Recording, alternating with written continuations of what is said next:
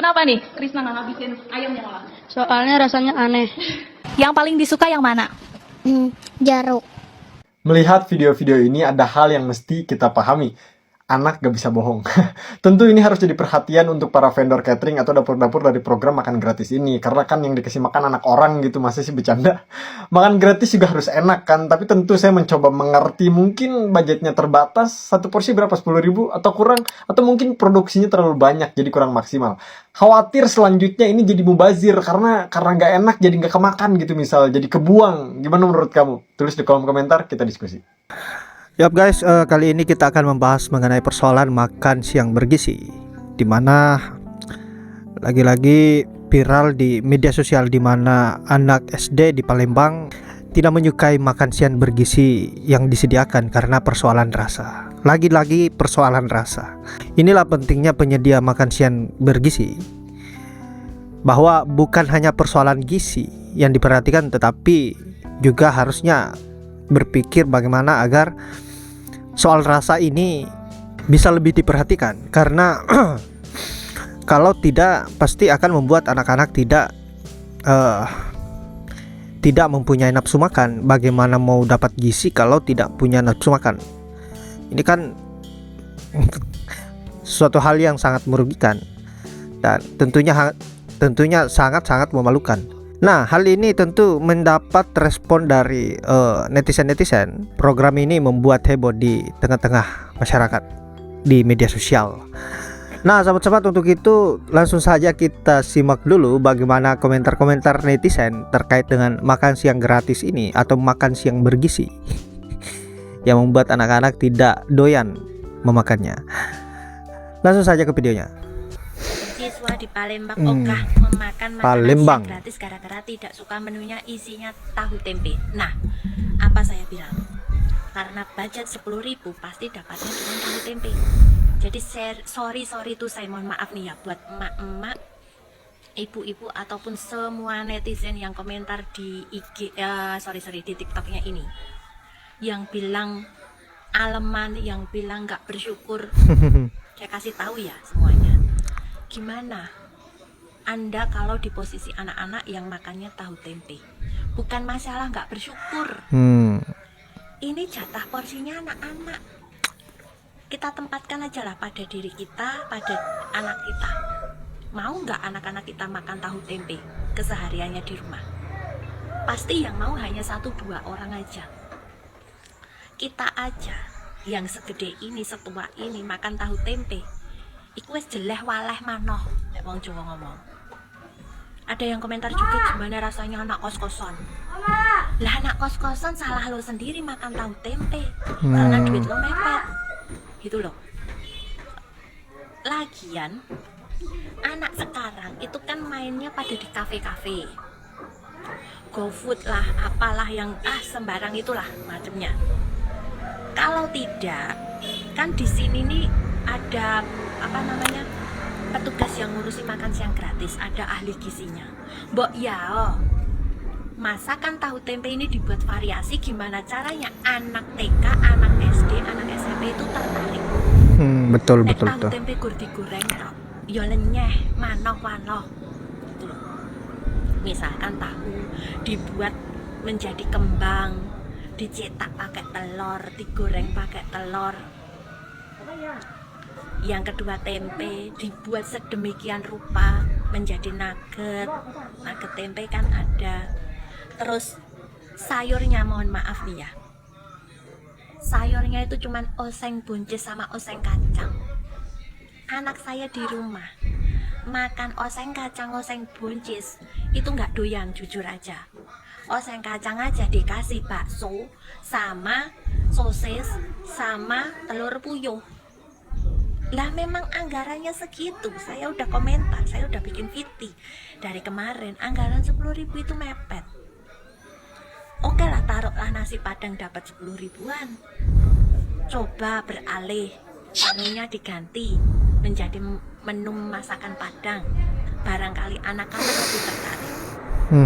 Dapat lele, dapat ayam, dapat telur. Tadi saya lihat VT ya, sliveran, telurnya itu telur rebus Sekarang tempatkan pada diri kita yang setua ini, segede ini, makan pakai telur rebus gelundungan tok yang kulitnya masih ada, terus kita oncek kulitnya, kita kocek kulitnya menjadi lauk. Keseretan nek aku pun jadi orang tua nggak doyan oseng buncis lauknya telur rebus. Kecuali ya kalau untuk menu makan siang anak SD, anak TK dibuat variasi telurnya supaya menarik, bagaimana dimasaknya, seperti apa, kan ada ahli gizinya. Masa ahli gizi cuman bisa masak telur rebus doang, ya akhirnya apa, nggak doyan anak-anak. Kecuali nggak variasi, mereka itu udah saya lebih tahu gitu loh bagaimana lauk anak-anak zaman sekarang. Mungkin dibuat chicken crispy, dibuat chicken katsu, sedikit tapi rasanya enak, variasi itu lebih menarik untuk anak-anak. Syukur-syukur dibuat menu kayak jajanan kafe-kafe seperti itu. Tempe nek tempe goreng, tahu goreng orang melaku, bukan nggak bersyukur. Anak-anak belum tahu namanya bersyukur. Mau itu golongan menengah ke atas, mau itu golongan menengah ke bawah, tempe tahu kalau dimasak cuman digoreng nggak bakalan menarik, apalagi dibacem. Nggak bakalan anak-anak doyan. Betul, tempe tahu wiki marai gisine akeh, proteine akeh, tapi untuk anak-anak alah nek digoreng dipreke, bukan masalah bersyukurnya.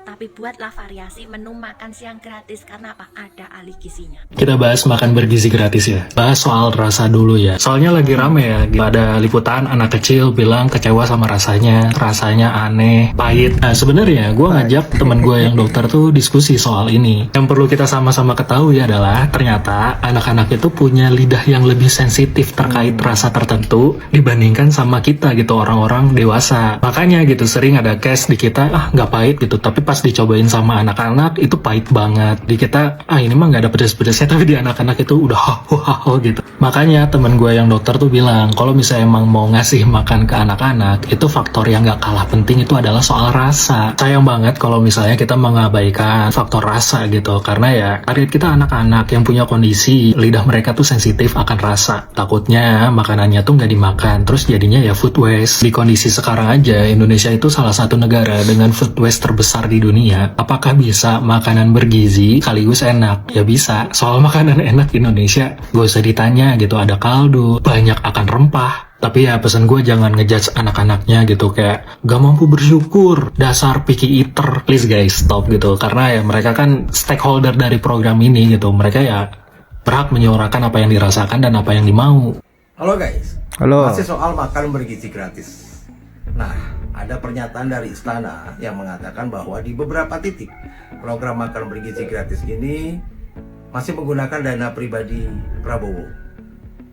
Terus kita mesti bilang wow gitu. Ya kita mengertilah bahwa pernyataan seperti ini ya sudah jelas ditujukan atau dibuat untuk membangun citra Prabowo. Seolah-olah Prabowo ini rela menggunakan dana pribadinya untuk kepentingan rakyat, rela berkorban demi rakyatnya. Tapi kalau menurut saya ini justru malah menunjukkan tata kelola keuangan kita yang berantakan. Mana boleh program negara lalu menggunakan dana pribadi, apalagi ini dana pribadi presidennya.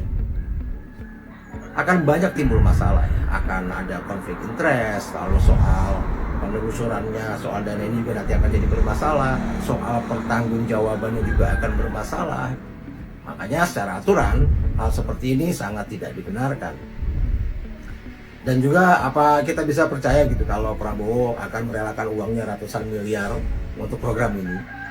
Kita tentu masih ingat lah beberapa waktu lalu ketika di mata Najwa Prabowo diwawancara yang mengatakan bahwa 20 perusahaannya nggak bisa jalan, bangkrut, ya mandek karena nggak dapat kredit dari pemerintah. Lalu apa sekarang dia mau merelakan uang ratusan miliar atau mungkin triliunan untuk program ini bagi rakyatnya? Oh sepertinya sulit dipercaya ya. Nah lagi pula, kalaupun misalnya ada bukti benar gitu tertulis dia menggunakan dana pribadi, lalu kemudian nanti akan diganti oleh negara, ini sistem penggantiannya gimana? Ya atau jangan-jangan nanti yang digunakan 11 yang ditagih 100. Salam. Yap, itulah berbagai komentar dari netizen terkait makan siang bergizi. Dan lagi yang terbaru, Pak Prabowo mengklaim bahwa beberapa titik memakai uang pribadinya. Waduh, sangat mulia sekali Pak Presiden ini. Nah, sahabat-sahabat, Mimin tidak berlama-lama. Terima kasih sudah menyempatkan diri untuk menonton. Saya akhiri dengan ucapan wallahul muwaffiq ila aqwamit thoriq. Assalamualaikum warahmatullahi wabarakatuh.